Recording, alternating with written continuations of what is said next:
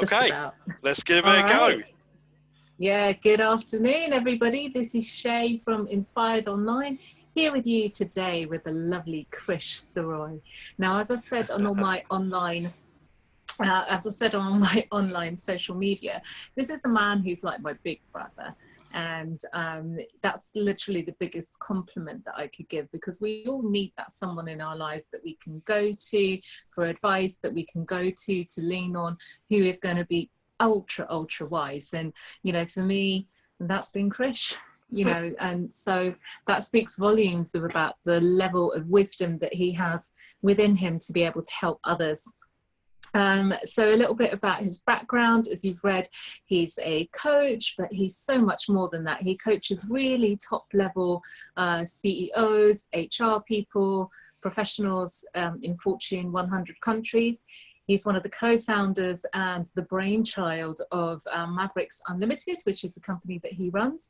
And he's also going to be moving into doing a lot of personal projects. So if you're not in a Fortune 100 company, this potentially is your chance to get some really top quality kick up the backside, shall we say.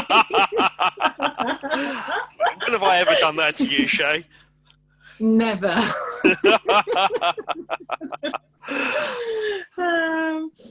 Okay, so I'm going to hand over to you and ask you that question that we ask Get Inspired. If you had 10 minutes to share your wisdom with the world, what would you tell us? What would I tell you? Well, first of all, thank you for having me on here. And I love you, love you, love the work you do, and Hey Inspired People. It's a wonderful community that you've put together, Shay. So thank you for having me on here. Absolutely. And it's a beautiful day outside, and it's kind of, we're still in a place in the UK where we can still go outside just for the time being. Although because you're in Brighton, right? So absolutely. So so if I had 10 minutes to share my wisdom with the world, well, we're at a really interesting time right now, aren't we? It's we're at a point where I don't know, it's just kind of bizarre what's going on in the world right now. And there's obviously the coronavirus that's got a lot of people scared, but then there's kind of the fear virus that goes with it, and I think that's what I'm feeling sweeping through the world at the moment. And you had one of my big teachers on yesterday, Sonia Choquette, and there is all she obviously speaks a lot about intuition, and I don't know about you, but I'm certainly feeling that kind of hum of sort of anticipation in the world right now. Well, she was actually encouraging us to, use this time to go within and tune in, actually. Yeah. So, what would you say about that? And what she also shared yesterday was some of the ways that you can do that. So I don't know if you have a take on what you can do around that. Yeah, very much so. I think that's absolutely right. Look, when you can't go outside, the only place to go is within, right? So, and I think that's the invitation right now. For me, this is actually a really interesting time.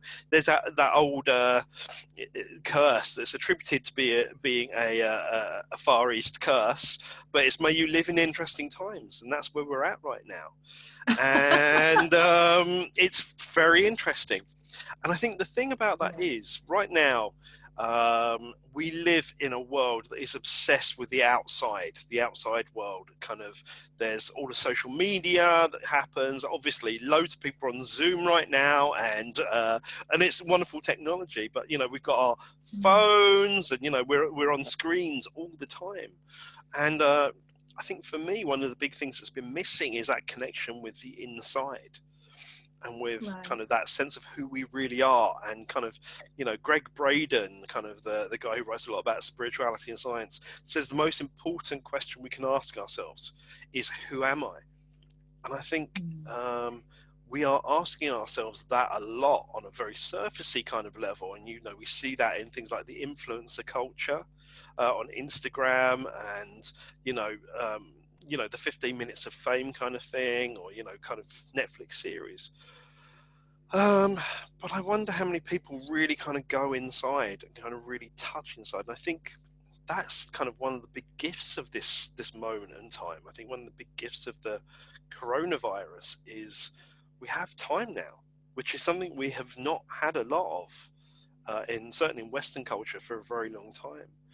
So I think that's the invitation right now. And you know, there are many ways that you can do that, especially given kind of the quarantine thing. And you know, whether that's through doing kind of yoga, whether that's through doing meditation. I personally practice transcendental meditation twice a day, which is kind of a lot of famous. Beautiful. Yeah, I mean, you know, one of the big people who's known for it at the moment is Russell Brand, who is, you know, quite a proponent out there at the moment. Awesome. I think it's I think it's actually really simple though, and it's actually just about, you know, just taking a few moments to just sit and breathe. I think there are a lot of people, and I've certainly felt it myself, that, you know, there's so much anxiety in the world at the moment. So much anxiety. I think people are just doing some deep belly breathing. So literally putting.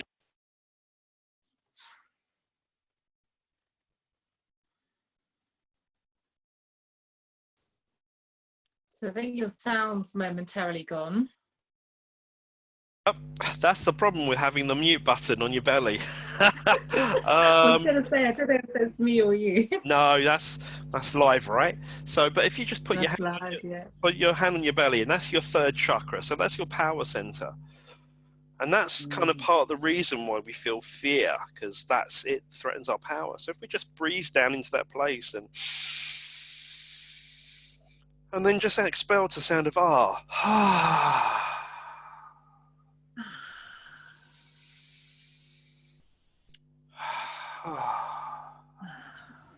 just like take that moment to just really slow. I mean, I noticed when I came on, like the speed of my talking is so fast. And that is like, that's the pace we live at right now. You know, there's, I can't remember the name. Chilled me right out. There was this wonderful couples therapist in the 90s in New York, and I can't actually remember the guy's name, but he's unfortunately passed away now. But one of the things he did was when he got couples to come see him, they'd get into it and they'd start, he'd be like, whoa, whoa, whoa, whoa, whoa. And what he'd do is he'd get out a metronome, and he would get one of the couple to set a tempo on that metronome that was comfortable for them. So say it was like, I don't know, 80 beats a minute, which is, you know, quite slow really. And then he would get the other the other half of the couple to set a tempo, and they would generally be like maybe like 130, 140 beats a minute. And, you know, there's this kind of thing of personal tempo. And so, of course, when you've got couples who are out, that causes stress. Now, the thing is, we have been in, you know, in the world of stimulation we exist in right now, you know, we are pushed to be at, say, 130, 140 beats a minute, for example. And I know when I've done that, and I've actually kind of set a tempo that's comfortable for me, it's actually about 60 beats a minute. My theory is actually, as human beings, we're quite slow, and that's why we're quite stressed. So in terms of another way to go in, I actually have an app on here called Metro Timer. Sometimes, sometimes I will literally just set a beat on this for about 60 beats a minute, and it just takes me back which is actually very slow. Really slow. Really slow. So for me, I'm actually I'm a Taurus. I want to be existing in the, you know, in the field underneath the tree, basking in the sunlight. That's my idea of fun. Rather than darting around all over the place. So that for me is another really great way of sort of going in and getting really in touch with myself. Yeah. Because it's literally using pace to kind of get there. Sorry, you were saying? No, I was going to say, being a musical person myself, 60 beats a minute, think a really slow ballad, like in fact, very, very slow ballad. I think even something like Unforgettable would be 80. Yeah. And 140 BPM, I don't know why I know this, but Christina Aguilera's Candyman, which is 140 BPM. And very, very fast. If you try and jive to it, that's exhausting. Right. So that's what you're doing to your body, right? So, absolutely. And it literally is. It causes a physical effect. So when you live a life at a tempo that is much faster than your own, and I know that my tempo is really slow. So, but say for the average person, it might be 80, 90 beats a minute, for example. Yeah. Yes. And you're living at even 120 all the time. That's really stressful. And the reverse of that is, of course, here we are, in a world where lots of people have working from home or in quarantine or that kind of thing. And all of a sudden, that hyperstimulation is going. So there's that discomfort that goes with actually slowing down again. But that for me is the invitation of right now. And that really, there are a lot of people in the spiritual communities who are talking about, this being a time of awakening, or this being a time when people kind of become more conscious. And that only happens when you get back in touch with yourself rather than being constantly stimulated out here. And I think a lot of the fear that comes with this fear virus is we've got used to being stimulated. And we've got used to getting the dopamine hit from the Instagram like or from the Facebook like or whatever else. And it's almost like the fear of not getting that. Yes. Which is why I think a lot of people are, addicted to the news at the moment, or all that kind of thing. So that for me is the way to get back in touch with yourself right now. Okay. Well, and beautiful, obviously. And I wanted to lead on from that to talking to you about more of the work that you do with, some of the CEOs, Fortune 100 companies that you work with. What have been some of the most meaningful tools that you've shared with people in those sorts of positions of power? Yeah, well, great question. Thanks for asking. To be honest, one of the things that people know about kind of really senior people in corporate is, but we always forget because they have a reputation for being really powerful, is that it's lonely at the top, and that actually these people are just human beings, as it were. So very often it's the kind of tools I use. Sometimes they're really pragmatic and it's about like prioritization and getting really clear. But the two things that I always lead with kind of senior people is what I'd almost call leadership from the inside out. So for me, that's two pieces. So one of the things that I do with them is I pretty much always work with them to define what their Northstar is. So that for me is actually an exercise of what is their personal why.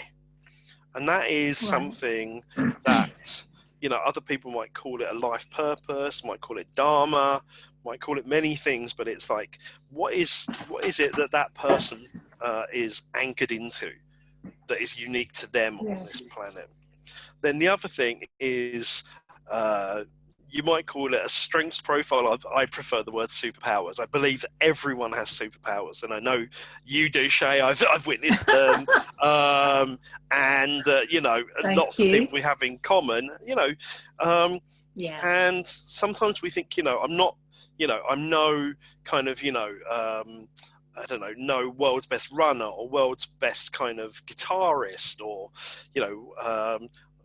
world's best so on. But the thing is, there are 7.8 billion people on the planet, and every single one of them has a unique combination of strengths or of superpowers that makes them world class at who they are. And because I believe we're born into this lifetime with a kind of unique North Star, our strengths are the way to get there. And so our strengths are the way that makes us world class at fulfilling our North Star. And those are the two primary things I lead with, because when you have that, I mean, if you think of the notion of a North Star, it's something to navigate by. And it's like when you're a CEO or a founder or a senior person in business, or indeed in life, having a North Star to anchor to navigate by is really, really powerful. And I think for me, it's also, when you know what that is and you're moving towards that North Star, that life purpose, that for me is your greatest contribution, but it's also the way to your fastest route to joy. And for me, those kind of words, which you don't usually hear the word joy synonymous with CEO, but for me it's really powerful, because if you have a CEO who's joyful and passionate and all that kind of thing, that ripples out to every person that CEO works with. It's very powerful. Absolutely. Yeah. Now, so are a lot of the CEOs that you work with, do they get to that joy? They get a lot closer, and I think it's sort of like the thing about a Northstar and even superpowers when you kind of work what they are. So I use psychometrics for the strengths. Sometimes we just, it's pretty obvious, but it's about how do you use them more. And when you're in touch with what your strengths are and you consciously use them, and when you know why you're doing what you're doing, that brings you to a much greater place of choice. And for me, choice is one of the basics of joy, as it were, because that's the place where we get to choose whether we're going to move towards that North Star or whether we feel like we're moving away from it, and therefore we can re-navigate back. So therefore, you know, a lot of the senior people I know, you know, it's a journey, absolutely, but we're all on a journey, right? Yes. So yeah, yeah. What's your favorite story around helping someone around this? And it could even be your own. Well, I was going to say, what's your story? But I didn't want to put you on the spot quite as much as that. So if you have a favorite story where you've helped someone with that. Sorry, Yeah. No, not at all, not at all.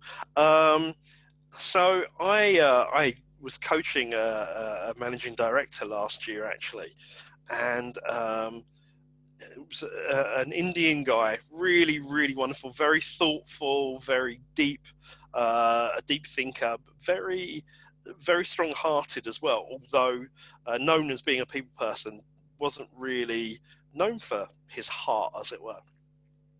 And he was going through a period of he'd been at his job for kind of a decade, didn't know why he was doing what he was doing. They'd been through a big period of change, and his start was really, what, I've lost the passion. I don't know what I'm doing. I don't know why I'm doing this.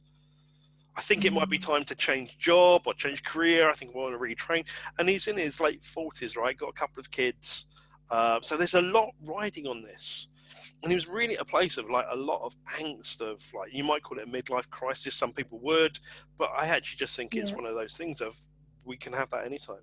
So we did the work. We pulled out his stories, because the thing about the Northstar is it's not something we create. It's there in all the stories. It's if you look at people like Simon Sinek, he kind of very much goes into what are the peak experiences and the low peak experiences. So we dig into that. And the output of that was two things. Number one, a choice to spend a lot more time with his daughter, because he realized that actually parenting and children played a big part of his North Star, which he wasn't expressing through work.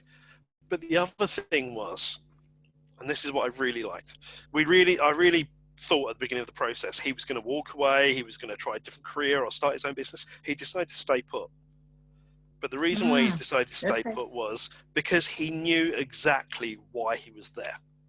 He knew exactly why he was there. He knew what he brought, and he knew the difference he made. And he was able to do that in the same place that he had been for a long time, but with renewed vigor. And it was just beautiful to see. He just came alive, literally, this guy. And he's now, he's allowing his heart out a lot more. And that's what I love, is seeing people come to life. That's the bit that really gets me going. So you talked in that about getting people to dig into their stories to find their North Star.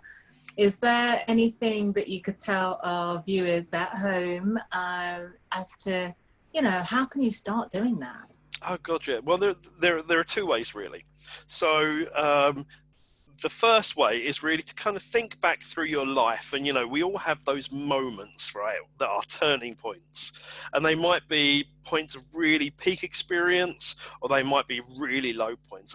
I remember my first job out of university. I was on an HR graduate scheme for a very large automotive company. that feels like a long time ago now. And I was told by a very senior manager, because I didn't really fit the culture, and I was told by a very senior manager that I would either need to stay in the job I was in for a few more years, or there are plenty of other jobs out there. And being told that by a very senior manager at the age of 23, 24 was like a gut punch. But it enabled me to go on to another stream and another role that I loved. So the thing what you're looking for is you're looking for those high points and those low points and the themes in them. What do they tell you about who you are? The high points are telling you, this is what brings me to life. And very often the low points are the things that are telling you, well, clearly they're not the things bringing you to life, but if you flip them on their head, they bring you to life. So that's, you're looking for the themes in that, and the Northstar will be in those themes. The other one that I really like is there's this Japanese concept called ikigai. And ikigai, it doesn't really have a direct translation, but it kind of broadly means the reason for being, or the reason for getting up in the morning. And there's a model that we use around ikigai, and it's kind of quite a well-known one. But basically, if you think like a Venn diagram of 4 circles, and they are making a list of what you love doing, what you're amazing at doing, or what your superpowers are, what the world needs, and that might be the big wide world, or it might be the world you exist within, and how do you create value? In other words, how can you get paid? And the piece that sits at the center of where all 4 of those meets, that's your ikigai. And that, generally speaking, is that place of yumminess, which I love. Wonderful. Okay. Now, I know that before you started Mavericks, you were doing a lot of work with men specifically. Yeah. So it wouldn't be the same if I didn't ask you about masculine energy. And, you know, it's confusing to some guys out there in terms of, do I be metrosexual? Do I need to be the man? Right. What would you say to guys that feel like that?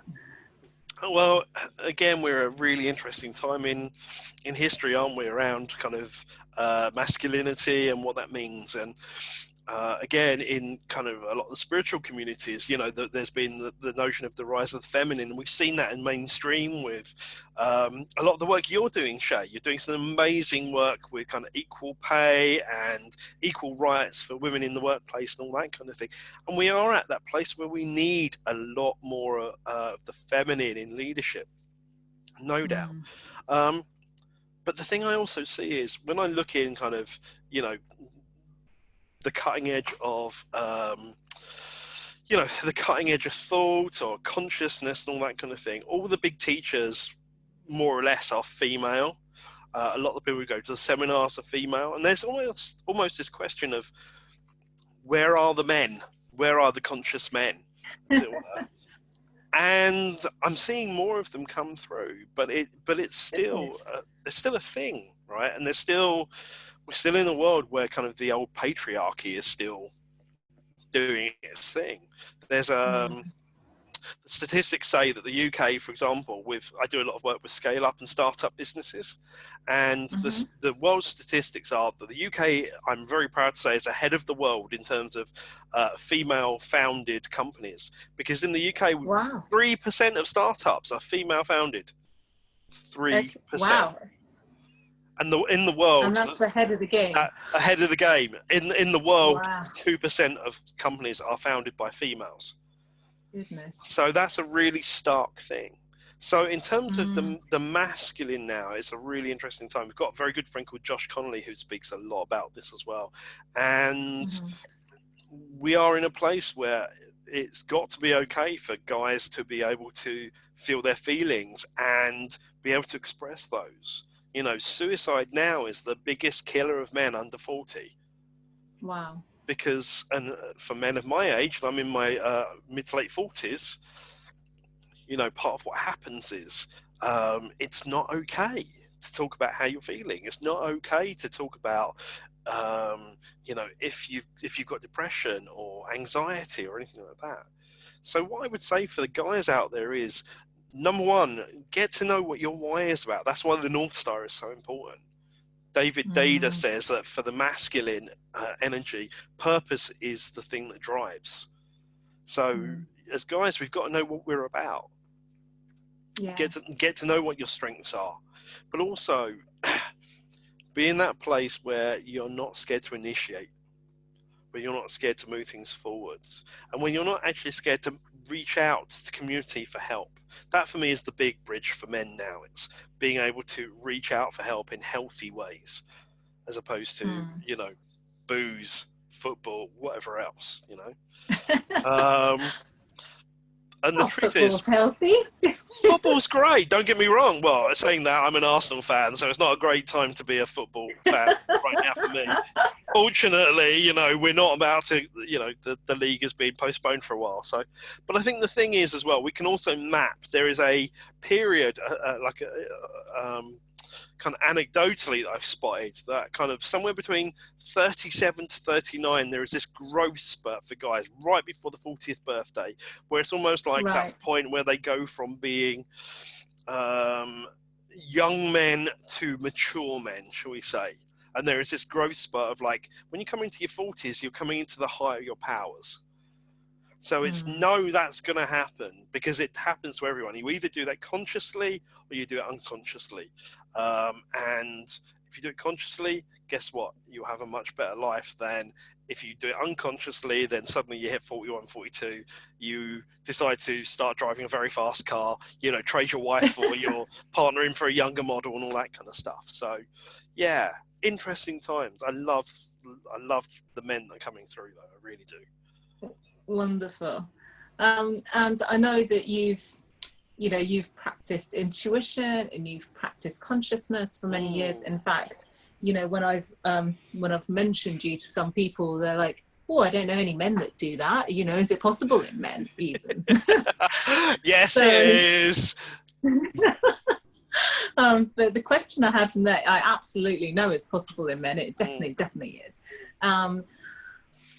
How did you discover that you were this, intuitive, conscious being? Because I know you've got a fascinating story around that too. Yeah, well, thank you for asking. So I come from a mixed race background. My name is actually Krishna, and my dad was Indian, mum's English. And they said to me at the age of 6, "We're not putting our beliefs upon you." So my dad was a non-practicing Hindu, mum was a non-practicing Anglican.